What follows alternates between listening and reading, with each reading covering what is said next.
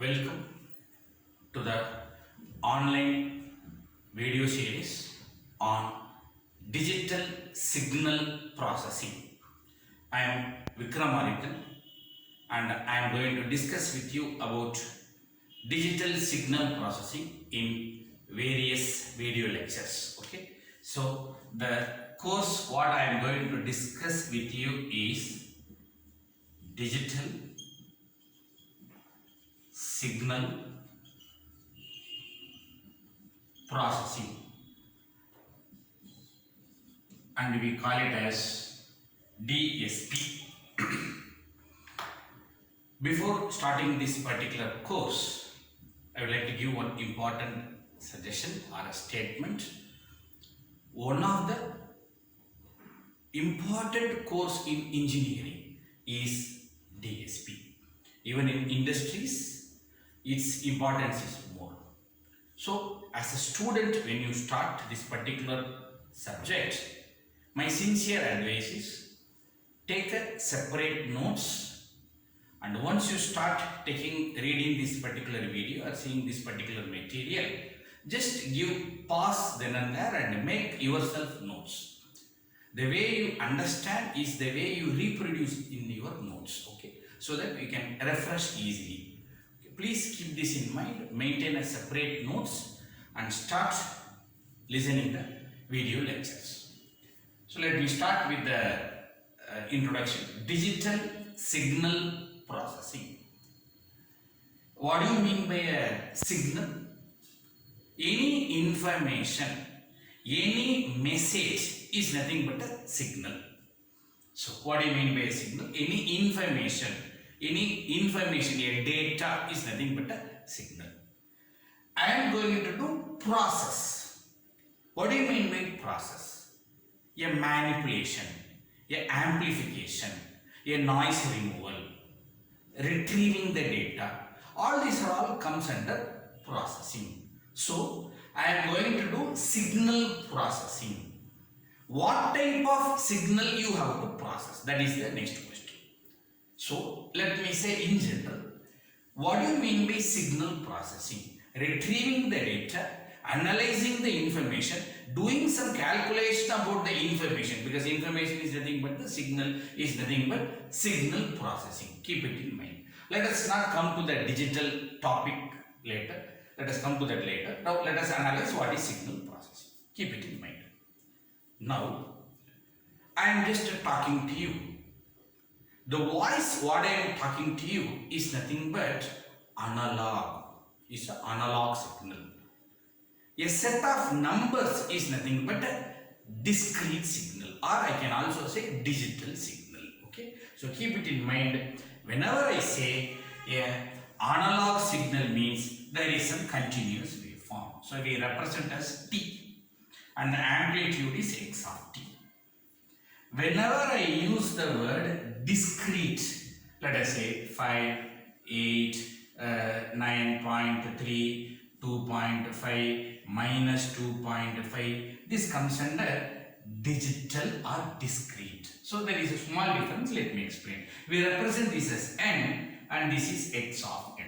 Okay. So there are two types of signal. One is continuous signal or analog signal. Both are one and the same, where the amplitude is available at every instant of time.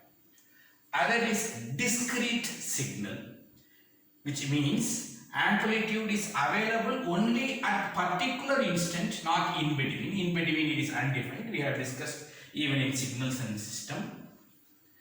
If a signal is having amplitude at particular position, it is discrete. If the signal is having amplitude at all location, is continuous.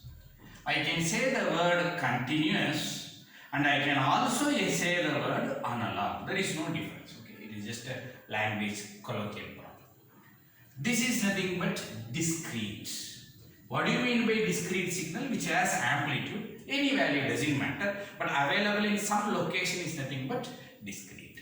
The same number, let us say 5, if we represent as 0, 1, 0, 1, and the same number 8 if we represent as 1, 0, 0, 0, something like this if you make, it's nothing but as you know, digital to binary. Then I say this particular data is ones and zeros is nothing but binary. It is also called as digital.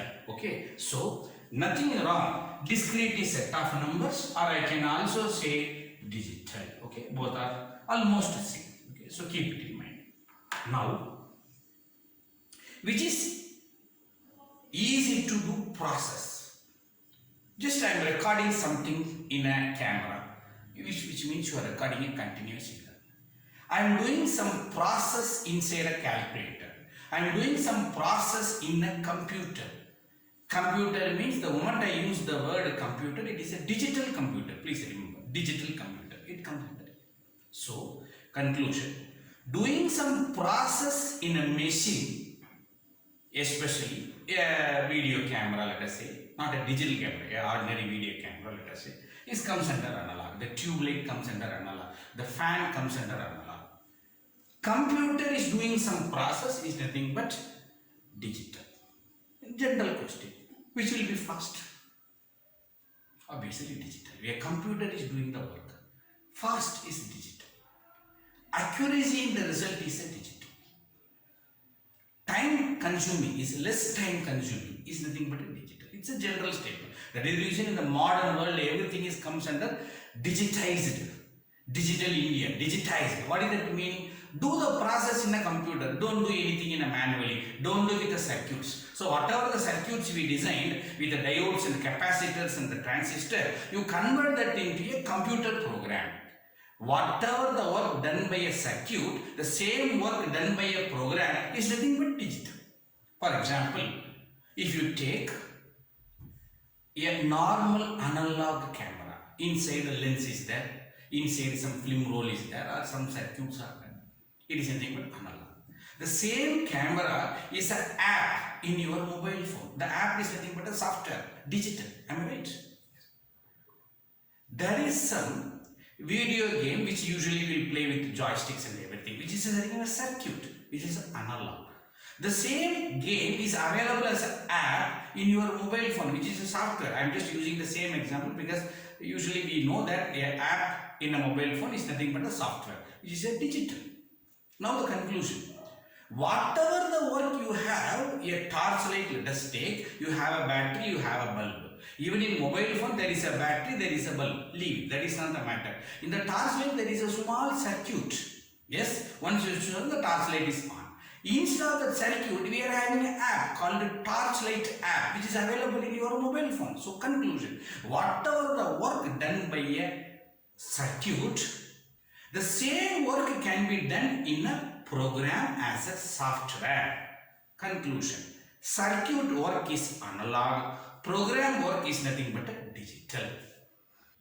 Now, which is best for processing? A circuit or a program? Give me the conclusion. Sir, it is nothing but program, digital. Okay. So, what are the various reasons for that? So, I can say accuracy is one major reason. Am I right? Instead of a manual calculation or a circuit calculation, if a computer is calculating 100%, there is no error. Am I right? Accuracy. Speed is the next major reason. Am I right? Speed. Okay. And the next, because circuit takes some time, whereas the program means it is so fast. Okay. Compactness. Am I right? Compactness. A circuit means it is a bit larger. Am I right? Just imagine there is a torchlight. It is a circuit. There is a tape recorder, audio player, which is a circuit. Radio is a circuit. Video game is a circuit. Television is a circuit. All the circuits now it is one app in your mobile phone. Is it taking any big space? No, it's everything is a compact, So compactness. Cost, okay, low cost. Obviously, a television what you are using, leave it about the screen. A television what you are using is something around 35,000. Same thing is possible in your small app also in TV, am I right? Which is possible in your mobile phone. You can have a torch, you can have a video game, you can have a mobile phones with banking apps, am I right? A lot of works you are doing, am I right? In the dictionary, whatever the name you are having, for everything there is an app, okay? No need to discuss more about that. So cost, Okay, a small Android phone with some 8,000 rupees if you buy, you can have the whole world in your mobile phone. Am I right? Including a map, Google Map. Am I right? So a number of issues are there. So let us not. I don't want to discuss more. A circuit is calculating analog. A computer is calculating digital. What is best? Digital is best. Computer calculation is best. Reason, accuracy, speed, compactness, low cost. Okay. Due to this reason, the first conclusion what I am going to do, don't do any processing in a circuit. Do processing in a program. Don't do any processing in analog. Do processing in digital. I came to the subject. Am I right? So the subject is digital signal processing, which means I am going to process digital signal. Not only that process I am going to do in a computer.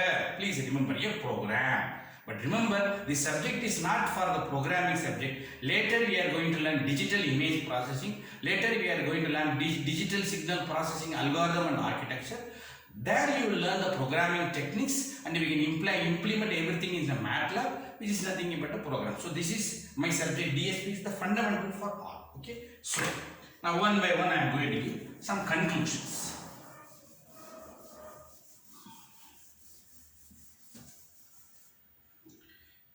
What is the conclusion? Sir, I am having an analog signal XRT. There is a circuit. We call it as a system, doesn't matter. I am going to call it as ASP, analog signal processing output. Sir, there is a signal digital or discrete. Now the system is not the circuit, is nothing but the program or a computer. And this is nothing but DSP, which gives the output. Now what do you mean by ASP? Analog signal is processed, or I can also say you are using circuit for processing. What do you mean by DSP? Digital signal is processed, or I can say a program is passed. Circuit is calculating here, program is calculating. Which is best? No doubt, because of these reasons. So the first conclusion what I am going to do is computer or a program which is called digital domain. This is the best one. Okay. Please remember, this is the first conclusion I am going to do today. Okay. Lot of other conclusions we have to do.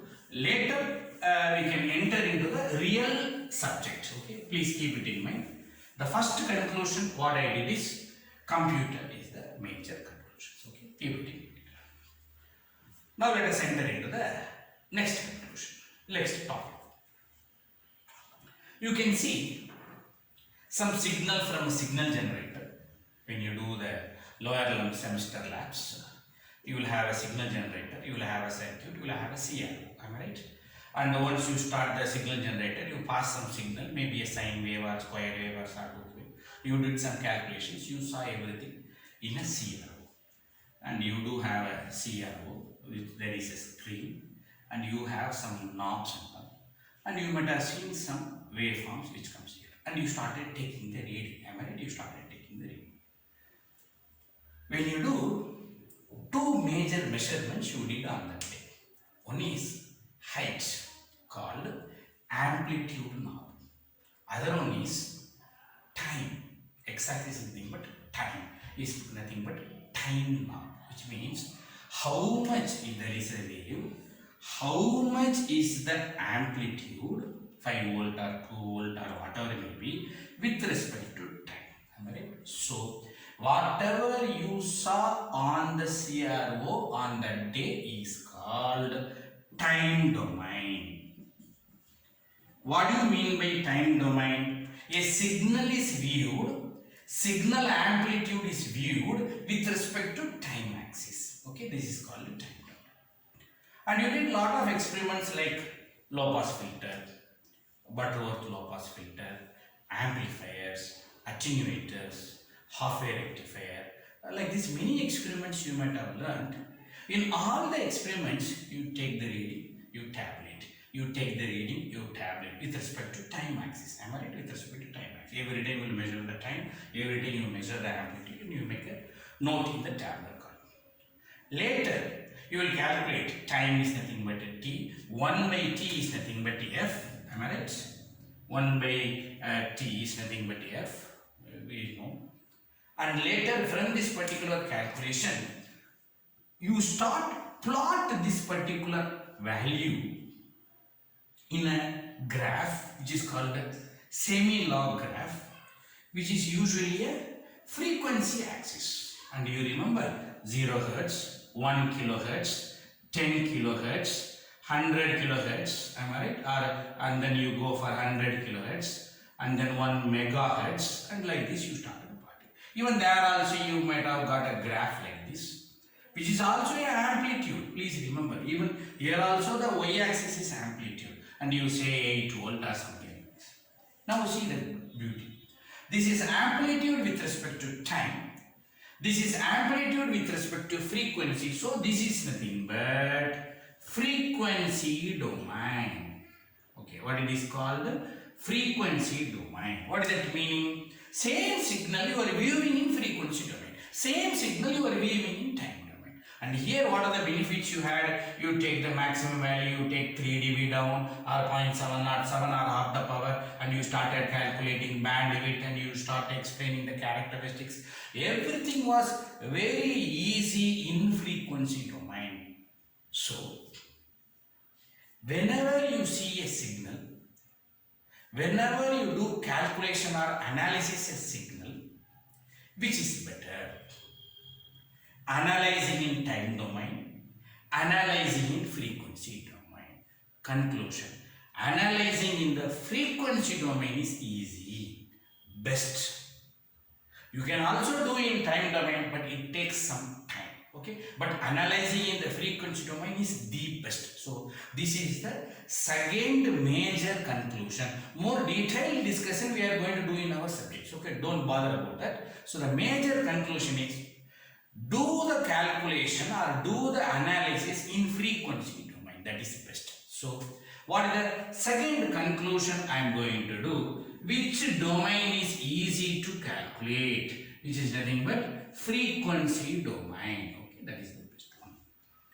Sir, then every time I should see the signal in CRO, I should do 1 by f is nothing but t, or 1 by t is nothing but f, and I should plot in a graph. It's a tedious work, to convert here to that. Yes, obviously, I to accept. Practically, remember my word, practically, converting time domain to frequency domain is difficult.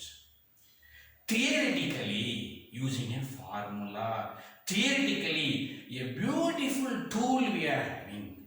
Theoretically, a beautiful tool you are having which converts time domain to frequency domain. That particular tool is Fourier. Fourier representation given by Sir Joseph Fourier somewhere 150 years back. Okay. What is his role? He gave a formula. What is the role of the formula which converts time domain to frequency domain? Why you need frequency domain? Easy to analyze. Okay, so it is easy to analyze. More detailed discussion we are going to do in the later stages. Okay, but time being, keep it in mind. I am just giving a small discussion. Okay, what is the role of a Fourier which converts? It is a formula. Good. It is a formula which converts time domain to frequency domain. Why you should convert to time domain to frequency domain? Because it is easy to analyze in frequency domain and it is difficult to analyze in time domain. Okay, this is the second major conclusion. Keep it in mind. With this two major conclusion, let us conclude the first video session and let us continue the other sessions in the next video lecture. Thank you.